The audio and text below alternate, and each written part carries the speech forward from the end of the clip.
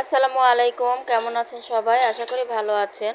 আল্লাহর অশেষ রহমতে আমরাও ভালো আছি। তো চলে আসলাম নতুন একটি ভিডিও নিয়ে আপনাদের মাঝে। তো যেখান থেকে ভিডিওটি দেখতেছেন আশা করি ভালো আছেন, সুস্থ আছেন। তো এখানে আমি এই তো সকালের জন্য নাস্তা রেডি করব। তো নাস্তার জন্য রুটির সাথে খাওয়ার জন্য এখানে আমি হালুয়া বানাবো। তো হালুয়ার যে সুজিটা ওটা ভেজে নিচ্ছি হালকা লাল করে। আর মেয়ের জন্য একটা আলু কেটে ওটা ভাজি করলাম। হালুয়া খাবে না, বড় মেয়ে মিষ্টি খেতে চায় না। তো ওই জন্য আবার একটা আলু কেটে ভাজি করলাম। একটা আলু একটা আলু দিয়ে ভাজি করলেও কিন্তু অনেকগুলো ভাজি হয়ে যায়। তো ভাজি হতে বেশি সময় লাগে না, কেটে বসাই দিছি, হয়ে গেছে। তো আমার হালুয়াটাও কিন্তু হয়ে গেল। এখন এই তো প্লেটে আমি ঢেলে নিলাম ঠান্ডা হওয়ার জন্য। তো পুরোপুরি ঠান্ডা হয়ে গেলে কিন্তু এটা শক্ত হয়ে যাবে, তারপর কেটে নিতে পারবো। এখন রুটিও ভেজে নিব। এই তো নাস্তাটা দিয়ে দিলাম। তো রুটিটা হালকা তেল দিয়ে ভেজে দিছি। এখন এই তো নাস্তাটা করে তারপর স্কুলে চলে যাবে।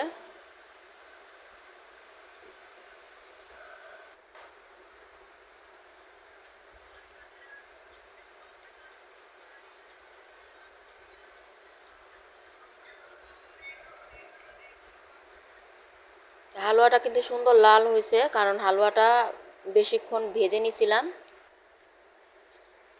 আর এদিক দিয়ে তো মেয়েরা স্কুলে যাওয়ার পর কিন্তু অনেক বৃষ্টি হচ্ছে বাইরে। এই রোদ দেখলাম, আবার এই তো অনেক বৃষ্টি নেমে গেল। চারদিকে আন্ধার হয়ে অনেক বৃষ্টি আসছে। তো এখন এই তো আমি রান্নার জন্য ইলিশ মাছ বের করে নিছি। তো অনেক দিন ধরে ছোটো মেয়ে বলতেছে লাউ দিয়ে ইলিশ মাছ খাবে। ওর আবার লাউ দিয়ে ইলিশ মাছ তরকারিটা অনেক পছন্দের খাবার। তো ওর জন্য একটা কালকে ওর বাবা লাউ আনছে। তো লাউটা কিন্তু অনেক সুন্দর কচি। তো লাউটা দিয়ে ইলিশ মাছ রান্না করে দিব। আর করলা ভাজি করব। এখন মাছটা আমি একটু ভিজে গেছে, একটু লবণ দিয়ে মাখিয়ে রাখবো।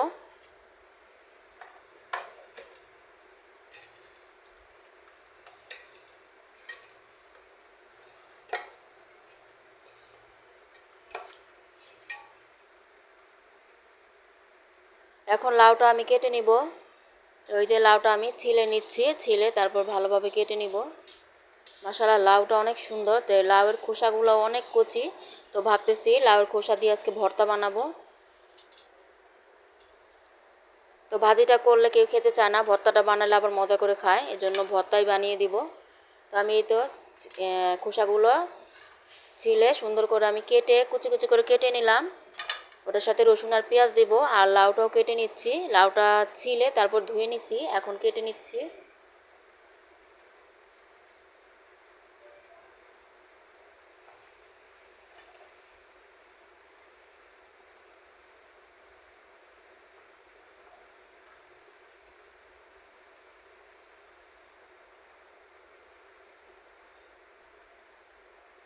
এই তো আমার ভাজা মানে সব কিছু কাটাকুটি হয়ে গেল। লাউটাও কেটে নিলাম। আর এই তো করলা সাথে একটু আলু দিলাম। আর লাউর যে খোসাটা ওটা পেঁয়াজ আর রসুন কুচি দিয়ে একসাথে রেডি করে রাখলাম। তো হালকা একটু পানি দিয়ে করে সিদ্ধ করে তারপর তেল দিয়ে ভেজে নিব। এখন আমি লাউর তরকারিটা বসাবো।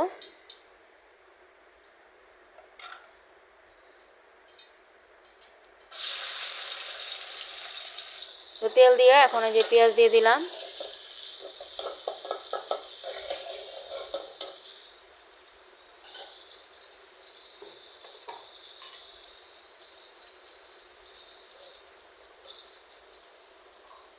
মশলাও দিয়ে দিব। তো আদা রসুনের বাটা দিলাম, হলুদ মরিচের গুঁড়া হালকা হালকা করে দিব। আর লাউ তরকারিটা একটু হালকা মশলা দিলেই ভালো লাগে। মরিচের গুঁড়া অল্প দিব, আর হলুদের গুঁড়া তো একেবারেই অল্প দিব।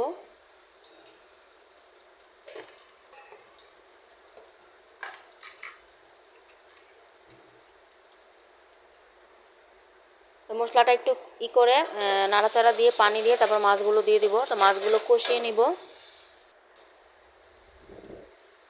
তো দিয়ে দিচ্ছি মাছগুলা। তো মাছগুলা কতক্ষণ কষিয়ে তারপর উঠিয়ে রাখবো। উঠিয়ে তারপরে দিয়ে দিব লাউ দিয়ে দিব।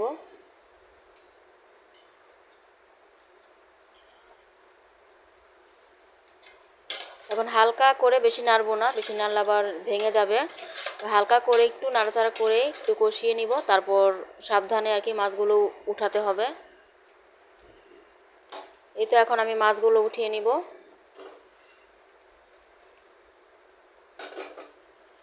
তো ওই পাশে চুলা দিয়ে দিলাম। এখন এই হাঁড়িতে আমি ভাজিটা বসাবো।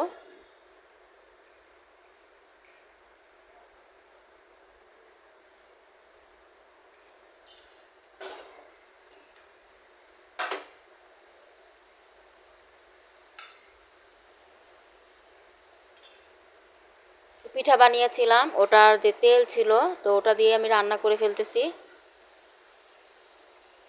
এই জন্য চামচ দিয়ে হাঁড়ি থেকে আমি তেলটা উঠিয়ে উঠিয়ে দিচ্ছি। তো ফ্লেভারের জন্য একটা শুকনো মরিচ দিয়ে দিলাম। এখন এই যে ভাজিটাও দিয়ে দিব।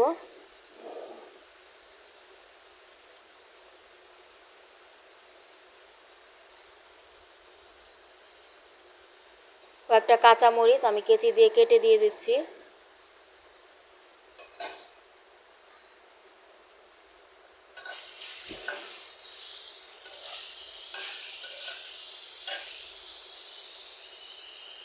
তো ভাজিটা দিয়ে দিলাম। এখন নাড়াচাড়া করে তারপরে অল্প আছে আমি ভাজিটা রান্না করে নিব।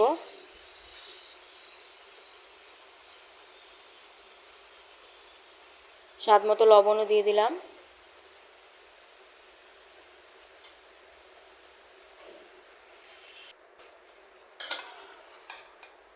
এদিক দিয়ে আমার মাছটাও কষানো হয়ে গেছে। এখন আমি মাছগুলো উঠিয়ে নিচ্ছি।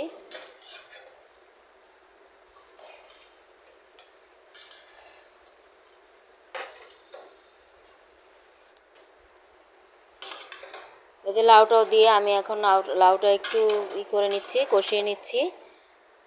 এরপরে পানি দিয়ে দিব ঝোলের জন্য।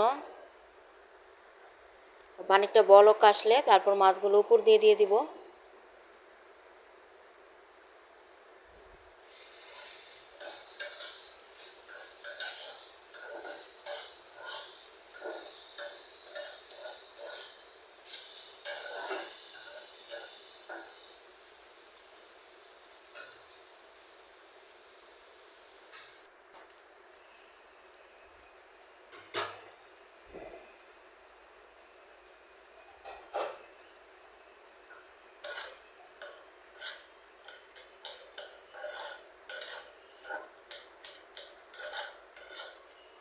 তো ভাজিটা আমার সিদ্ধ হয়ে গেছে, আর একটু ভাজা ভাজা করে নামিয়ে নিব।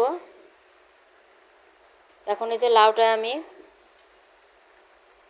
পানি দিয়ে তারপর মাছও দিয়ে দিব।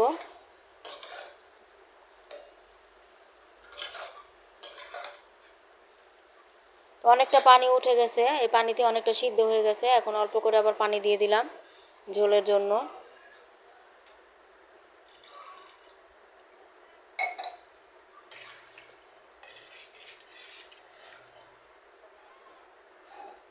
এরপরে এই তো মাছগুলো আমি উপর দিয়ে সুন্দর করে বিছিয়ে দিয়ে দিলাম। এখন কিছুক্ষণ রান্না করে নিলেই হবে, কারণ মাছটা তো আগেই কষিয়ে নিছি। লাউটা এত সুন্দর, তাড়াতাড়ি লাউটা গলে গেছে। এখন আর নাড়া দিব না, এখন একটু হাত দিয়ে ঝুলিয়ে দিচ্ছি, কারণ মাছ ভেঙে যাবে আর মাছগুলো নিচে চলে যাবে। এজন্য উপরে আস্তে করে করে দিলাম, যাতে উপরে থাকে। তরকারির নিচে মাছগুলো চলে গেলে আবার মাছগুলো ভেঙে যাবে।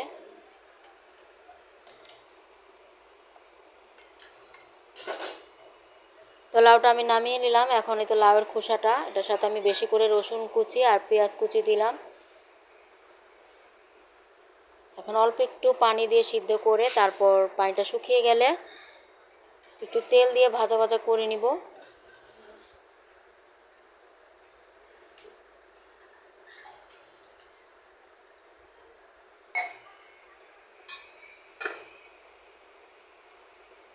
তো ঢেকে দিলাম। তো পানিটা শুকিয়ে গেছে, এখন একটু তেল দিয়ে দিচ্ছি।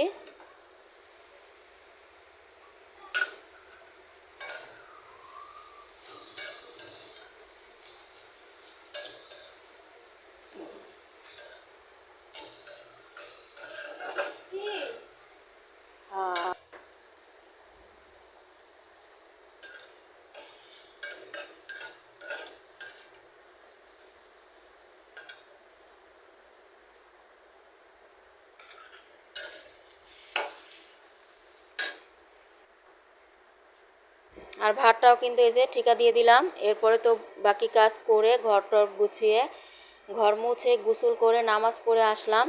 তো এখন এই যে ভর্তাটা বানানো বাকি ছিল, তো ভর্তাটা আমি নামাজ পড়ে এসে বানিয়ে নিলাম। তো পাটাটা আমি ভালোভাবে ক্লিন করে রাখছি, পাটাটা শুকাবে।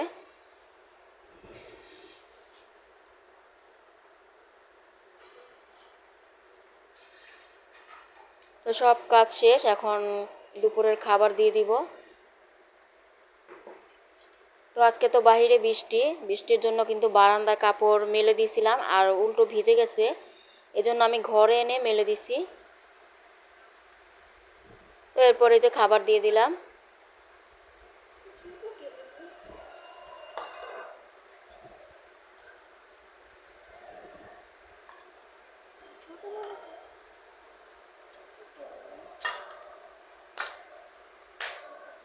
লাউয়ের খোসার ভাজিটা কিন্তু খেতে অনেক মজা হয়েছিল, মানে খোসাটা বেশি কচি, এজন্য একটু স্বাদটা বেশি হয়েছে।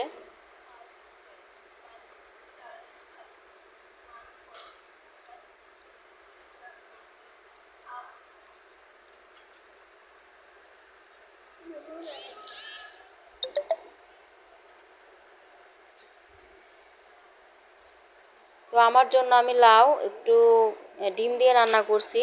তো চুলকানির সমস্যার কারণে আমি ইলিশ মাছ খাবো না, এজন্য। তো ওরা খাবে, ওদের জন্য রান্না করছি, আর আমি আলাদাভাবে একটু রান্না করে নিছি। আর এরপরে এখন এই যে বিকেলবেলা একটু পেয়ারা কেটে নিলাম। তো পেয়ারা কেটে মেখে দিলাম, বললাম খাও।